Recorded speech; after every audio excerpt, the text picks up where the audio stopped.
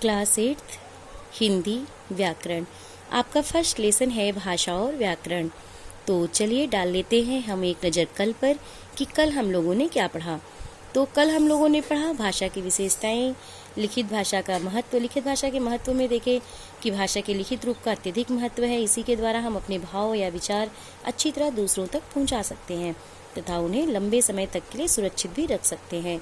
भाषा के घटक में देखें ध्वनि, हमारे मुंह से निकलने वाली प्रत्येक स्वतंत्र आवाज को ध्वनि कहा जाता है। भाषा का मौखिक रूप केवल ध्वनियों से ही निर्मित होता है। और वर्ण में देखें उसकी उस छोटी से छोटी ध्वनि को जिसके और खंड ना हो सके उसे वर्ण कहा जाता है। शब्द में देखें वर्णों के स्वतंत्र सार्थक समूह को हम शब्द कहते हैं। पद में देखें स्वतंत्र रूप में वर्णों का समूह शब्द होता है। और पद में देखें स्वतंत्र रूप में वर्णों का समूह शब्द होता है, जैसे भारत देश। परंतु जब उन्हीं शब्दों का वाक्यों में प्रयोग कर दिया जाता है तो वे पद कहलाते हैं। जैसे भारत हमारा देश है तो इसमें आया प्रत्येक शब्द पद कहलाएगा। वाक्य में देखें शब्दों का ऐसा सार्थक समूह जो एक निश्चित भाव का बोधक होता है वो वाक्य कहलाता है। तो चलिए अब हम चलते हैं लिपि की तरफ। तो देखिए भाषा को लिखने की विधि को लिपि कहा जाता है। इसका उद्देश्य भाषा के मौखिक स्वरूप को एक मानक लिखित स्वरूप प्रदान करना है। तो हम कह सकते हैं मौखिक भाषा की मूल ध्वनियों को लिखकर प्रकट करने के लिए निश्चित किए गए चिन्हों को लिपि कहते हैं। एक बार फिर से देखिएगा, ध्यान दीजिएगा। मौखिक भाषा की मूल ध्वनियों को लिखकर प्रकट करने के लिए निश्चित किए गए चिन्हों को लिपि कहते हैं। तो संसार की विभिन्न भाषाएं भिन्न भिन्न लिपियों में लिखी जाती हैं।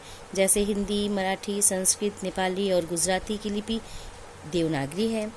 और पंजाबी भाषा की लिपि क्या है? गुरमुखी है। अरबी और उर्दू की लिपि है फारसी। और अंग्रेजी की रोमन लिपि है। तो अब हम चलते हैं बोली, उपभाषा और भाषा की तरफ। तो देखिए बोली है क्या?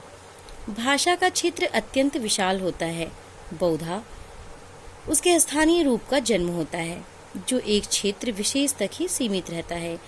भाषा के इसी स्थानीय रूप को बोली कहते हैं। इसका प्रयोग बोलचाल के लिए ही होता है। इसका तो लिखित साहित्य नहीं होता है। हमारे देश में हिंदी की कई बोलियां हैं, जैसे भोजपुरी, हरियाणवी, बुंदेली, गढ़वाली, मारवाड़ी इत्यादि। जब बोली में साहित्य रचना होने लगती है तब वह उपभाषा बन जाती है। तो इसमें बता रहे हैं कि भाषा का क्षेत्र अत्यंत विशाल होता है, बहुत बड़ा होता है। उसके स्थानीय रूप का जन्म होता है कि जो एक क्षेत्र विशेष तक ही सीमित रहता है। भाषा के इसी स्थानीय रूप को बोली कहते हैं। इसका प्रयोग बोलचाल के लिए ही होता है। इसका कोई लिखित साहित्य नहीं होता है। हर जगह की अपनी अलग अलग बोली होती है। तो हमारे देश में हिंदी की कई बोलियां हैं, जैसे भोजपुरी है, हरियाणवी है, बुंदेली, गढ़वाली, मारवाड़ी इत्यादि। तो जब बोली में साहित्य रचना होने लगती है तब वह उपभाषा बन जाती है। तो अब देखते हैं हम उपभाषा। उपभाषा का क्षेत्र बोली की अपेक्षा अधिक विस्तृत होता है। जैसा कि हम बोली में देखें कि बोली क्षेत्र विशेष तक ही सीमित होती है और उपभाषा का क्षेत्र बोली की अपेक्षा अधिक विस्तृत होता है। तो इसमें साहित्य रचना भी होती है। ब्रज, अवधी, मैथिली बोलियां हैं, पर इनके जो परिष्कृत रूप में अच्छी उच्च कोटि के साहित्य उपलब्ध हैं।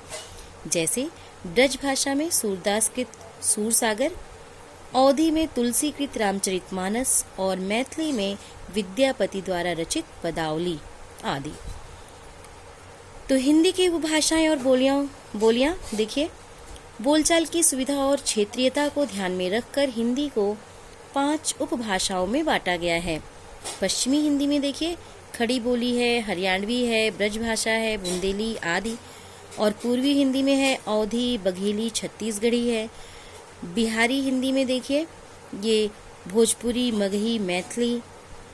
और बिहारी हिंदी की है भोजपुरी, मगही, मैथिली। और पहाड़ी हिंदी की है गढ़वाली, कुमाऊनी, मलयाली, हिमाचली। और फिर है राजस्थानी हिंदी, इसमें है मेवाती, मारवाड़ी और मेवाड़ी, ये सब बोलियां आती हैं। तो आज बस इतना ही। आगे कल आज आपका होमवर्क है, ये जो भी मैं आपको जो कुछ भी पढ़ाई हूँ उसको फिर से अच्छे से पढ़ेंगे और समझेंगे भी। Thank you.